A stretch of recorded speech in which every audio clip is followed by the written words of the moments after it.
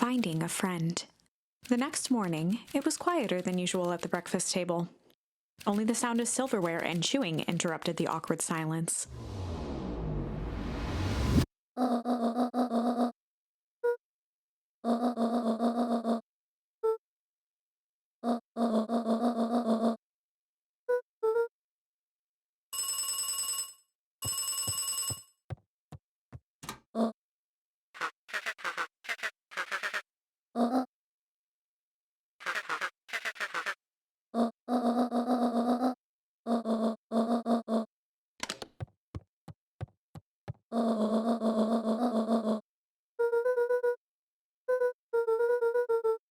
Gran's brow furrowed.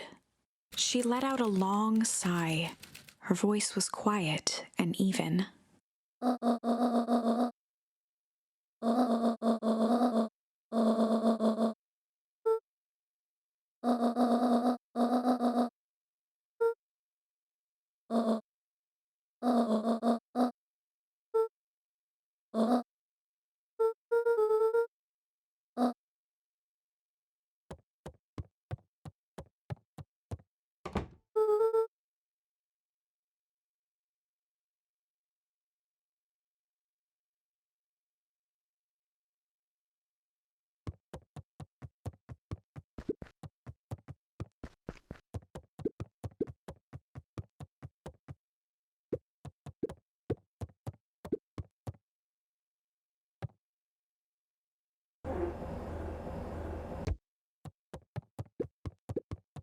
A pair of dull scissors, a broken can opener, a mostly empty bottle of glue, and some loose string.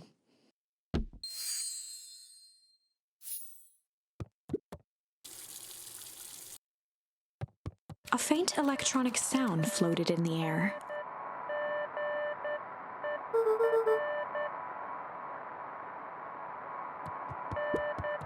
The only piece of furniture Gran had brought when she moved in was an old hutch.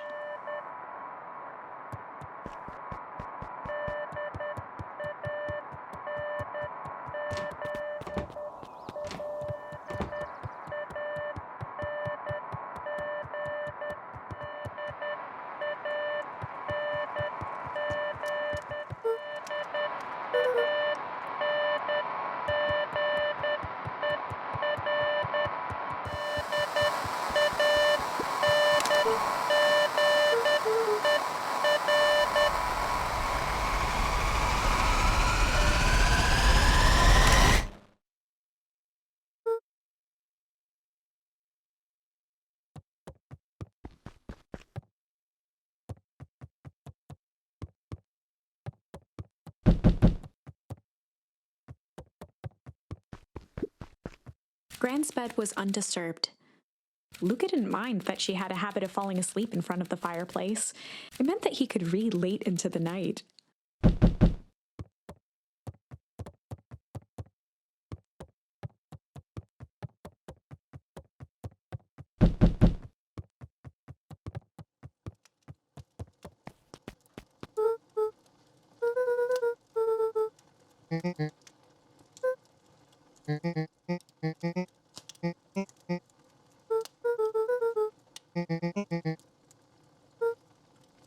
A pit formed in Luca's stomach.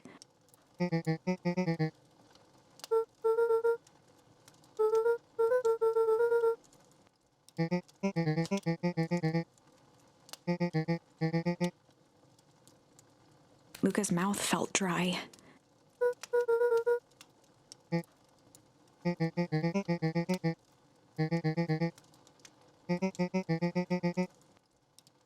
Luca could feel his heart beating in his throat.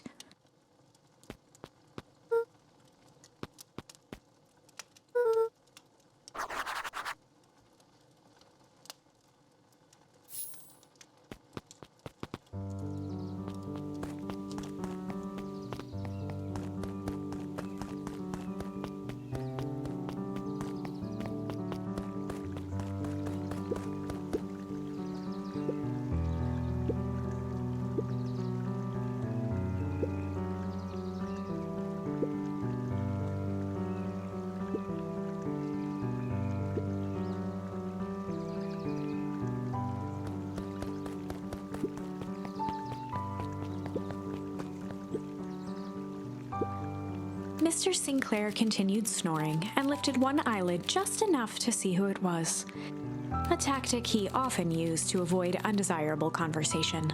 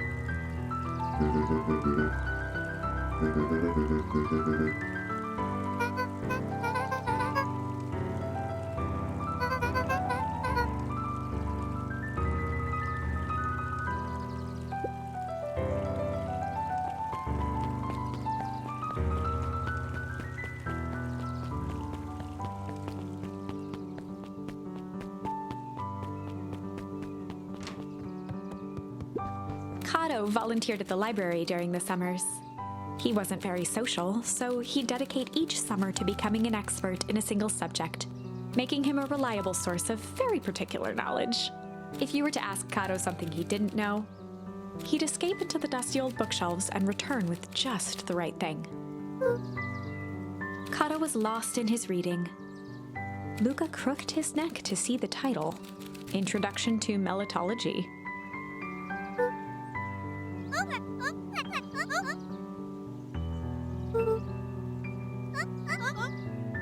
He gestured to the shelves.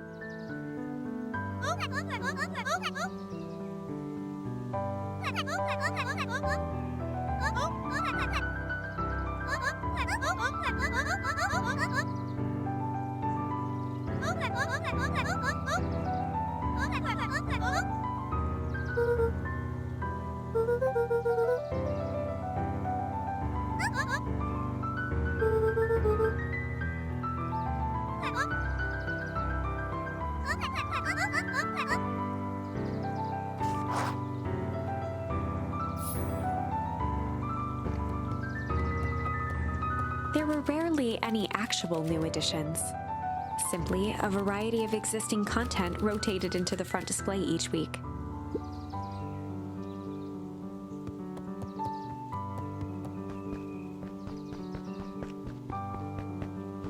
A peek behind the curtain. The methods and ruminations of Patrick C. Montesquieu, one of the greatest acting minds of our time, by Patrick C. Montesquieu.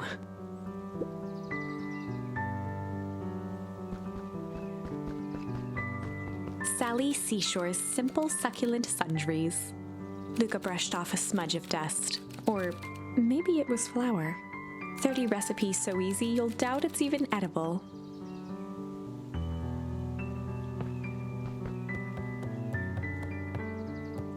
Oh, the cobs I've eaten. A salad-centric travel guide for the mildly adventurous.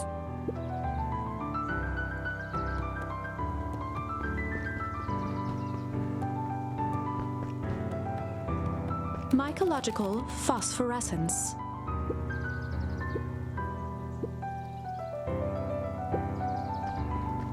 The bottom corner shelf was a dusty array of thick science books.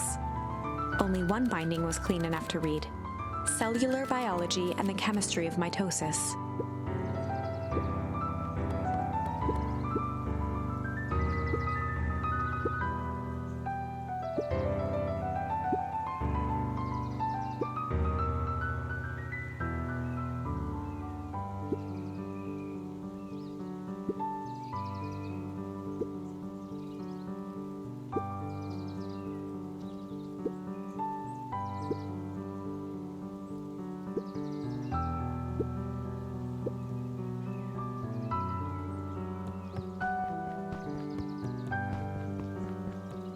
The entire top level of the library was devoted to comics, most of which were Hank Atomic and the myriad of lesser revered spin-offs.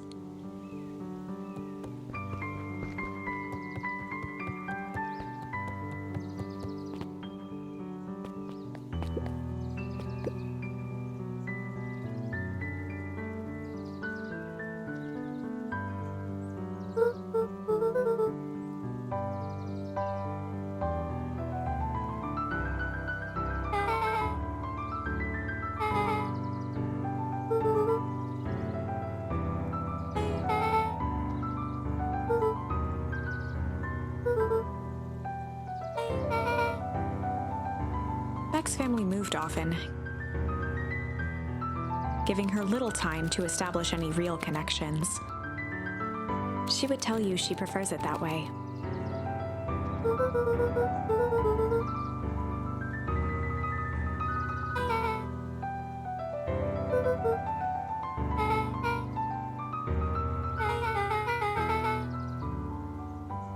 Luca shifted his feet uncomfortably.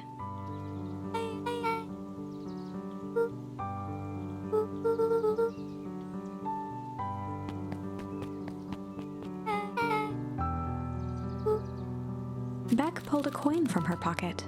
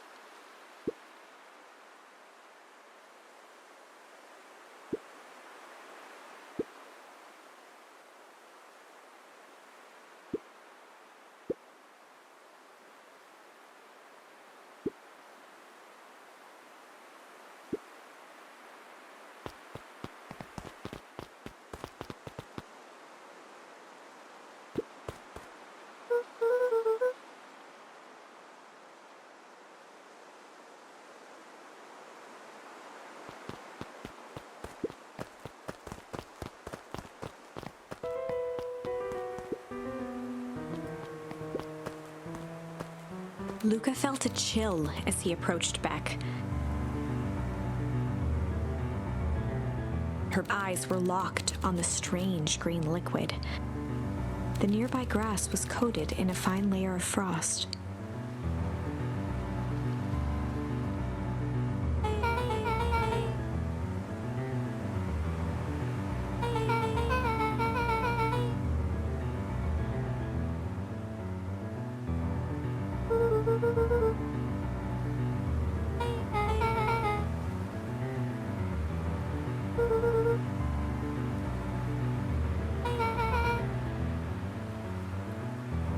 Luca watched as Beck dipped a broken tree branch into the goo.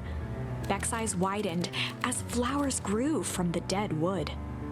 First small buds, which quickly bloomed into vibrant petals.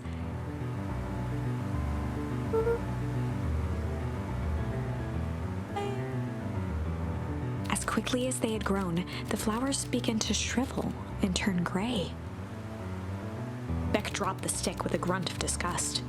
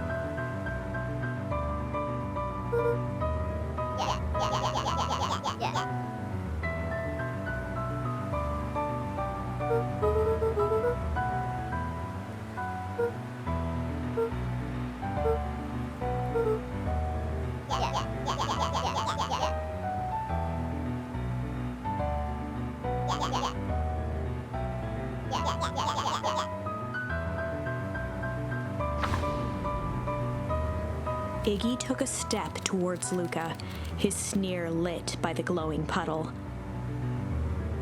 Beck could see tears welling in Luca's eyes, his fists clenched. Some things about Beacon Pines were very different from the city.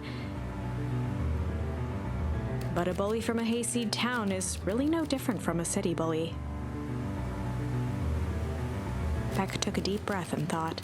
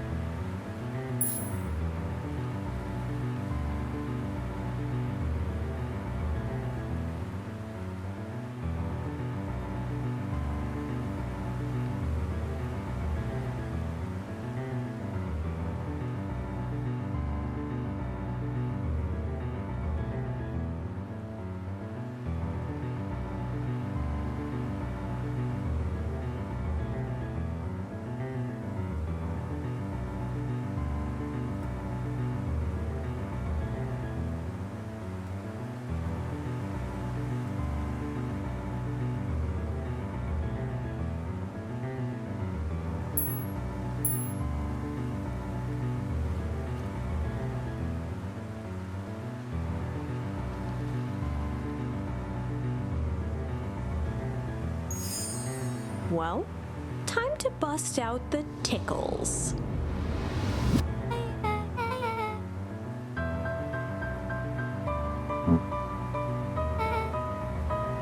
Beck lunged forward and began to tickle under Tish's arms.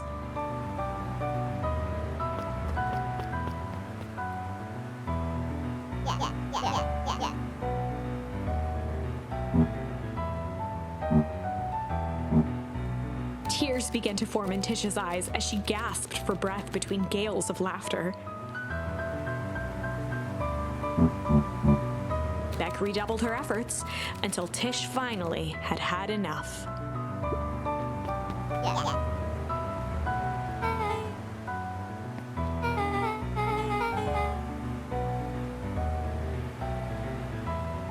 Iggy's eyes darted around, a realization dawning on his face that he was now outnumbered.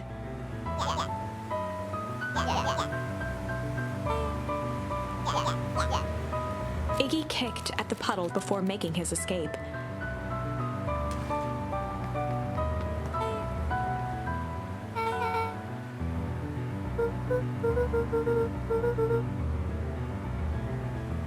Beck shook the ooze out of her hair as best as she could.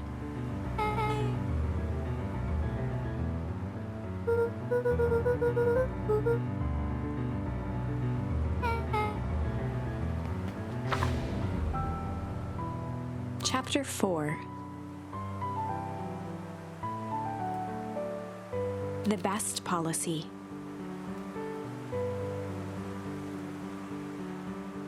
Luca paused for a moment, catching his breath.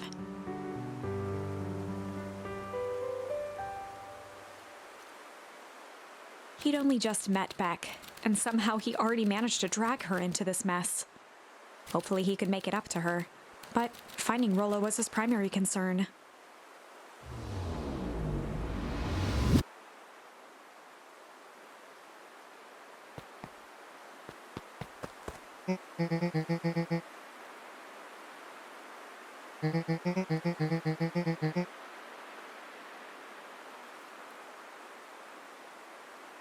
Roxy and Fitz looked drained. It was clear they'd spent all day searching.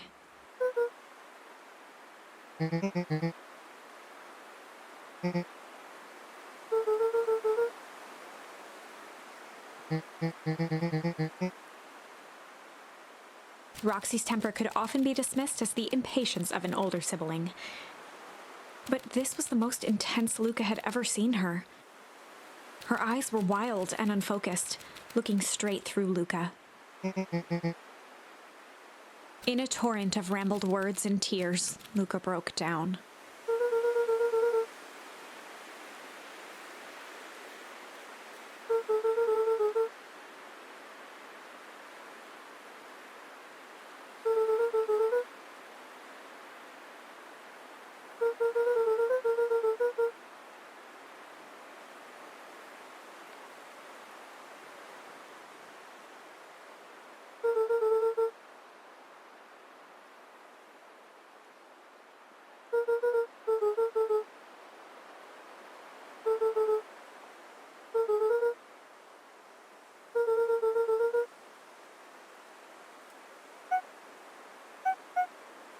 Roxy, still exhausted and angry, softened briefly as her eyes hunted the ground in thought. With a determined sigh, she looked up at Luca.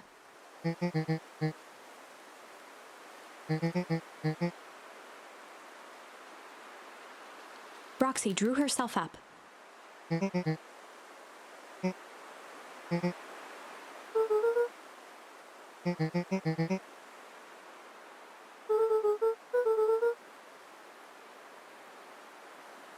Roxy tried to think of the safest place to send Luca.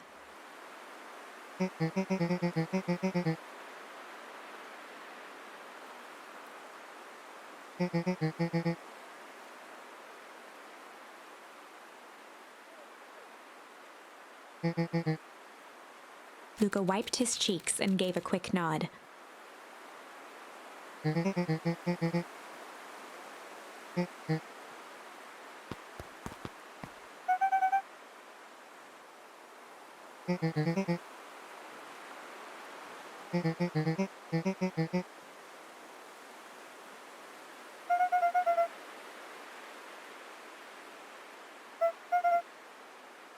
Looking into the puddle, Roxy rubbed her arms to warm up.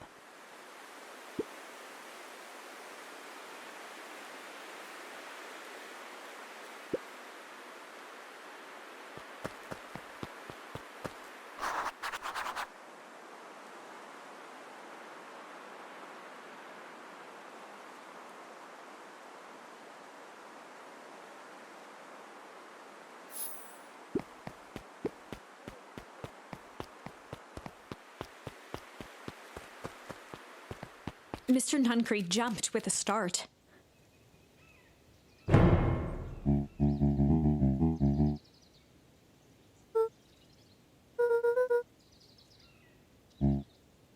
Luca motioned to the phone booth.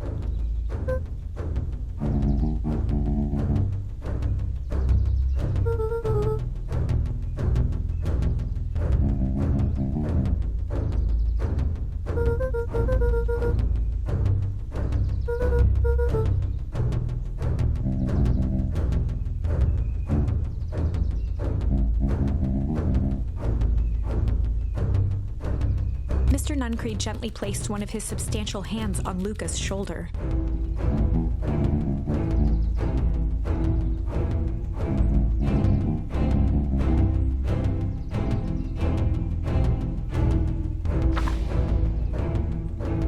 Luca peered up at Mr. Nuncreed. Kind eyes warmed a stern face. There was a deeper emotion hiding beneath it all. It was subtle, but Luca could sense something eating away at him.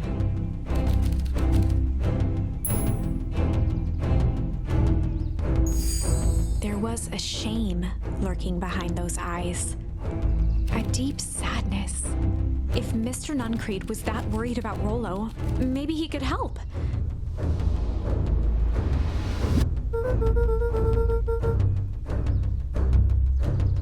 Mr. Nuncreed raised an eyebrow.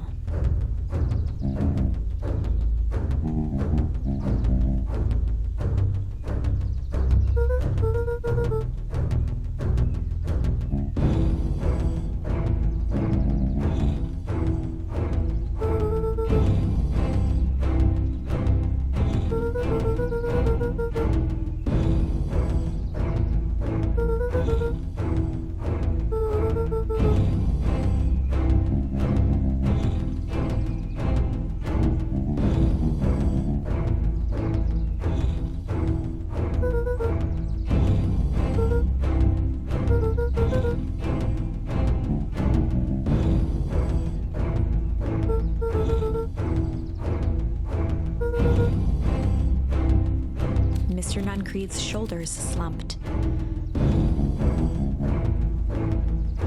A deep sigh bellowed from his chest.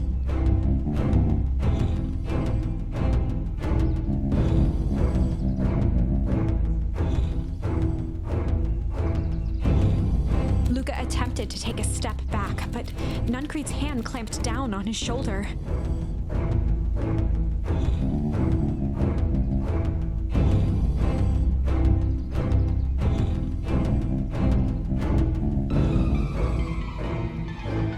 With a firm shove, Nuncreed manhandled Luca into the phone booth.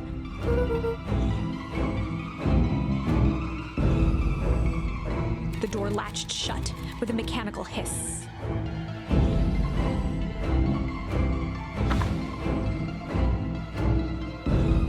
As Luca pounded the glass, the floor dropped from under his feet. The inside of the phone booth was now a loose capsule plummeting at gravity's whim. Luca winced and pressed his hands to the walls. As he braced for impact, the capsule hurried to a surprisingly smooth stop. He felt a cold rush of air and opened his eyes with hesitance. Two large figures in hazmat suits occluded his view. Luca heard the deep, resigned voice of Mr. Nuncreed over an intercom. He knows too much. The end. Wait. No. This isn't the end. I know there's still much more. Somehow this went wrong. Okay, let's try something else.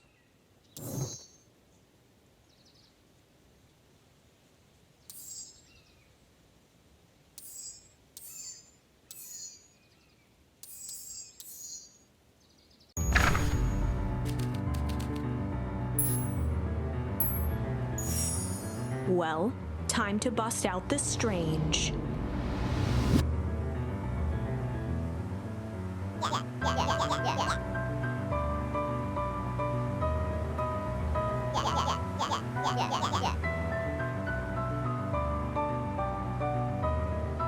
Beck stared in silence, the only sign of life being the twitch of an eye.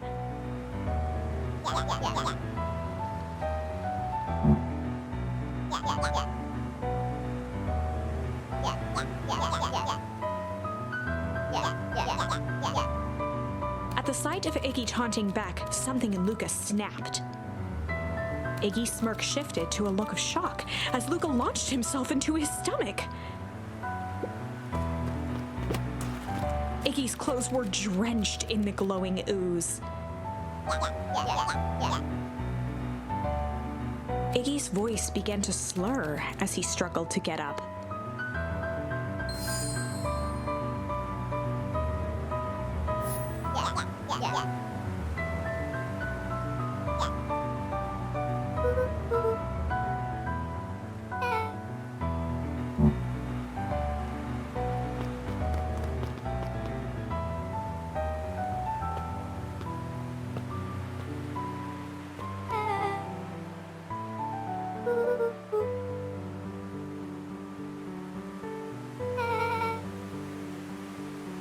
The person at the warehouse.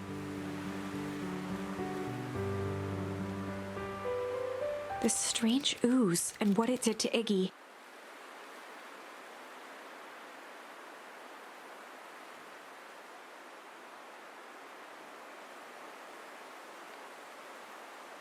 Was Rollo caught up in all of this?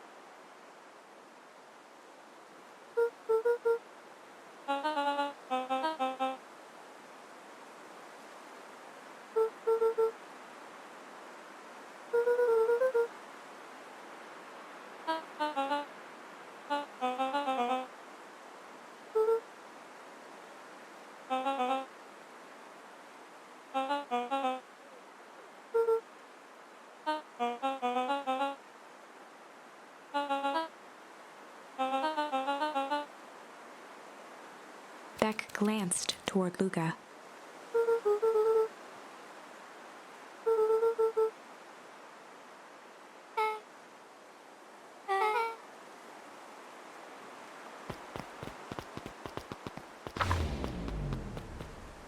Rollo was safe. A wave of relief washed over Luca, which was quickly replaced by a sense of dread. Gran is going to kill me.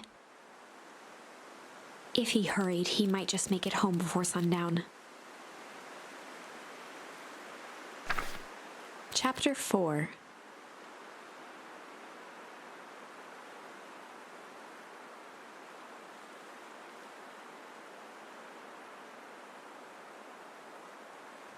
Our harvest awaits. Luca took a deep breath and gingerly opened the door, steeling himself for Gran's wrath.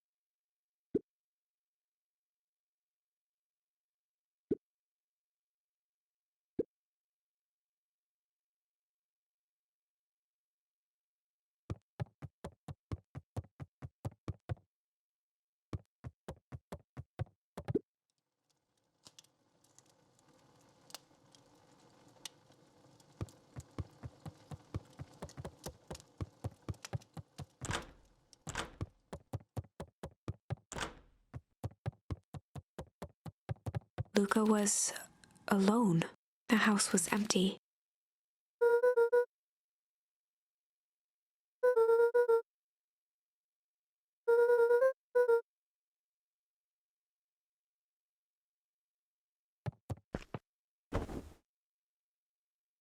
Luca was sitting by the pond, listening to small waves lap against a rock. His father sat in a folding chair in front of him. Without turning, he spoke. "Why don't you grab me some nice bait?" "Sure thing, Dad." Luca hopped over to the tackle box and popped open the lid. Inside was a rolling, buzzing mass. "We're fishing with bees?" Luca's father gave a warm chuckle. "Well, you catch more fish with bees than honey. Pick us out a good one." Luca closed his eyes and plucked out a bee. He could feel its wings struggle between his finger and thumb. Holding it at arm's length, he hurried over. His father deftly baited the hook and examined his work. "Interesting choice." With a practiced flick of the wrist, the line buzzed in a graceful arc. The water accepted it without a splash or ripple. The wrong choice, but I respect it. The pond began to freeze over. Sometimes we gotta make the wrong choice before we can make it right. Pallid ice propagated across the still surface with an alarming speed. Luca scrambled back as the ground beneath him turned cold. "Dad, I don't understand." "Sorry, kiddo. Understanding isn't always part of the deal." The relentless ice shot through the fishing line toward his father. "Dad, look out!" His father casually wound the reel. "None of it's your fault, you know. Never was." "Dad, we have to go!" Luca grabbed his father's shoulders, trying to pull him away. "Please, you have to run!" The ice crackled as it spread across his father's hands. "That's the thing about fishing, Luca." His chest began to crystallize. "You toss your hook in, and you never know what you're gonna pull out." A shock of searing cold ran up Luca's arms. He gave one last desperate tug. The chair tipped backwards in a single frozen mass. Luca tried to stop the momentum, but it was too late. He watched the icy form of his father slam into the hard ground, shattering into 1,000 pieces that crowded around his feet. "Dad, I don't understand. What does all this mean?" The gentle rustle of leaves was the only reply.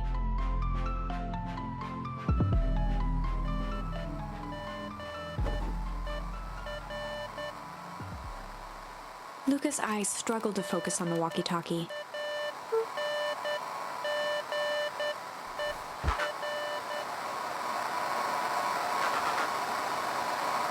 Faintly, he could hear Rollo amongst the noise.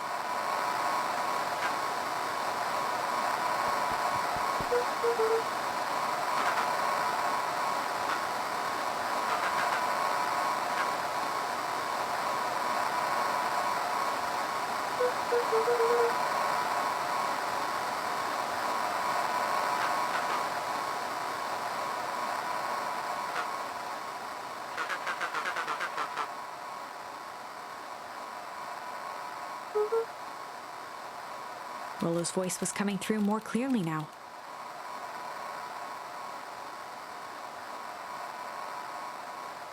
But some words were still just static.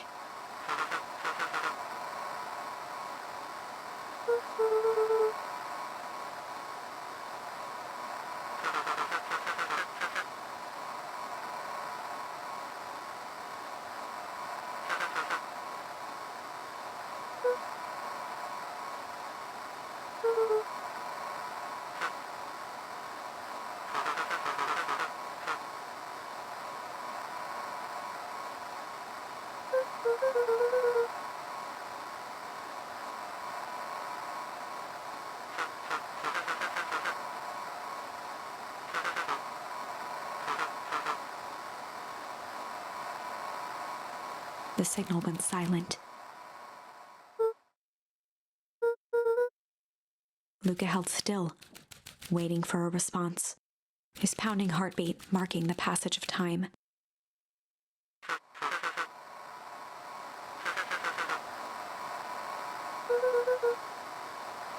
Lolo's voice began to fade.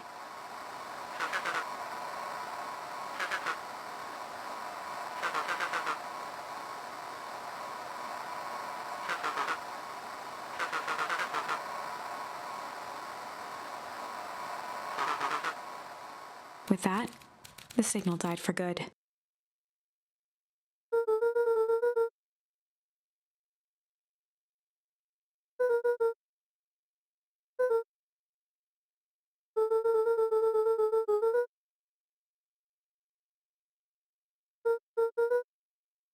Luca grabbed the walkie-talkie and sprinted to the treehouse.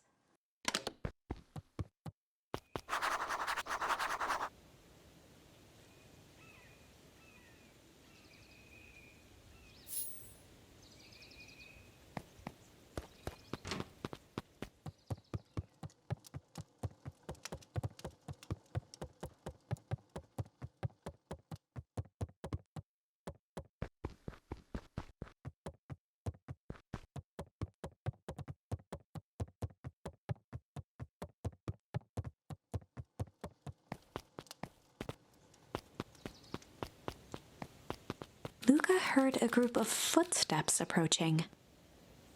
He dashed behind the bushes to avoid being spotted.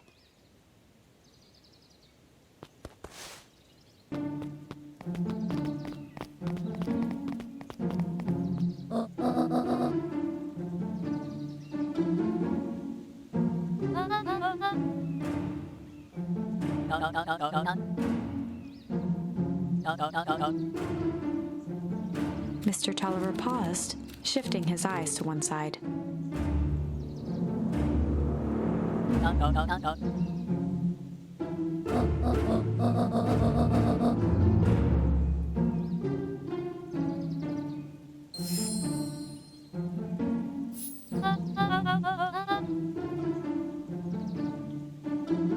Mr. Tolliver took one long, quiet breath.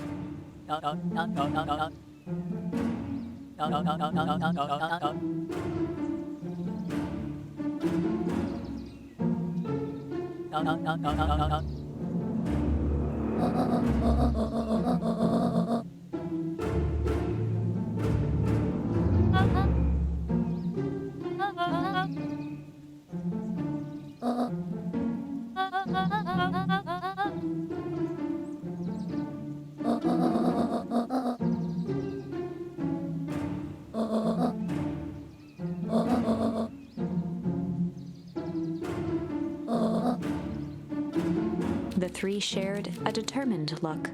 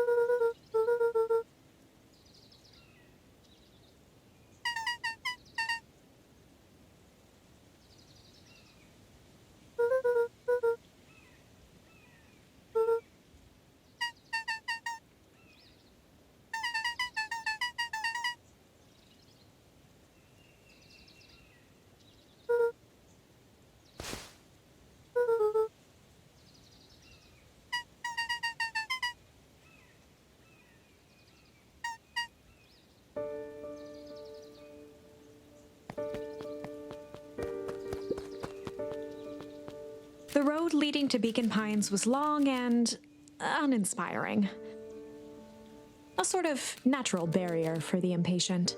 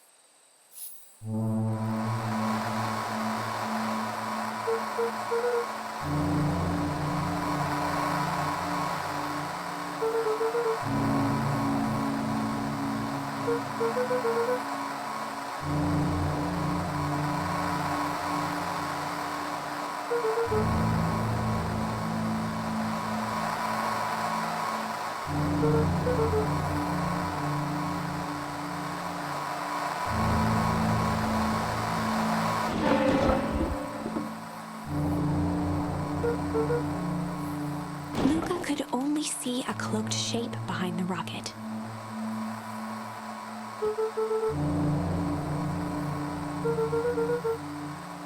He strained to hear as a muffled voice began.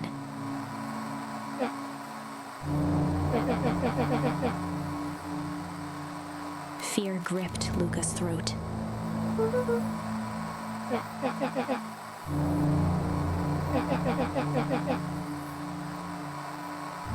Luca stared at the ground for a moment, trying to place the dampened voice.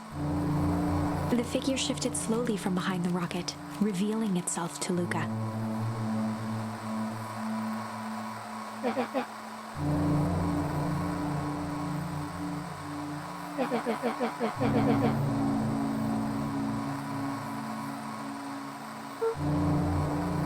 Luca reached over empathetically. Iggy's tone jolted to dejected anger.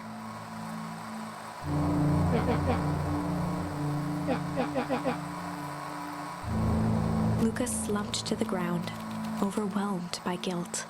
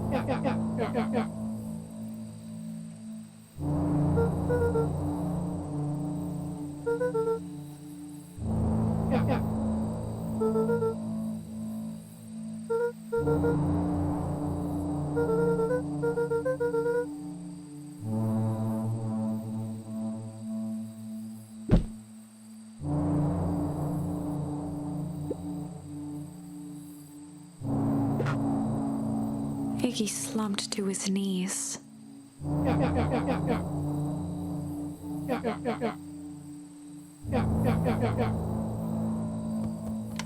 Luca grabbed the walkie-talkie and headed for the window. Luca and Iggy climbed up the back of the treehouse to its roof, where Rollo had constructed his MCDC, the Mission Control Defense Cannon. From behind the crowd of clipboards, William Kerr strode forward, a warm smile on his face.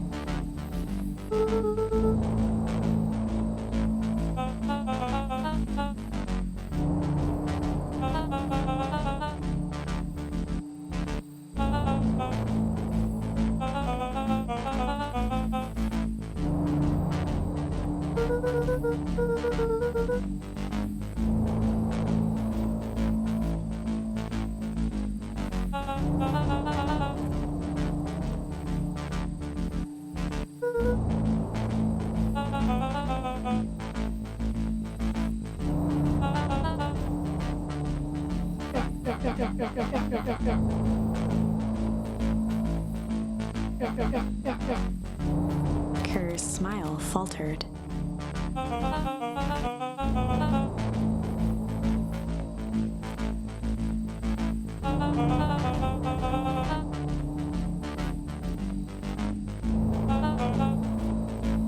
Luca's grip tightened on the MCDC.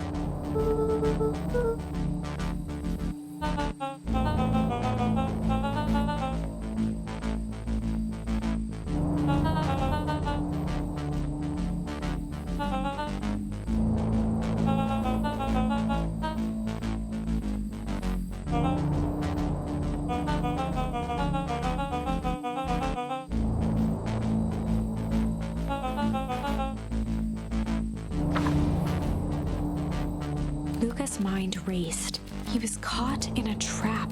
What do you do when there's no hope? Iggy wiped his cheeks with a sleeve. What are you gonna do, Luca?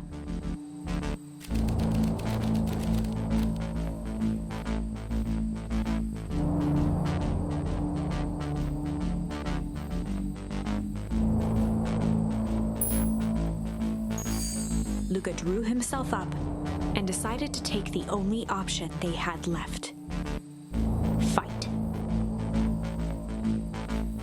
He swung the Mission Control Defense Cannon around, aiming it confidently at the smirking face of William Kerr.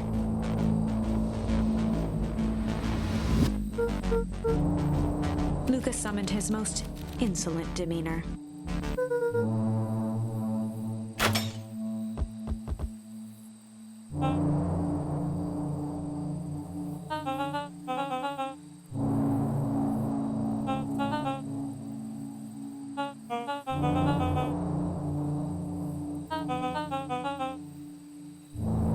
Kerr turned his back on the two boys. With a nonchalant wave of the hand, he made his exit.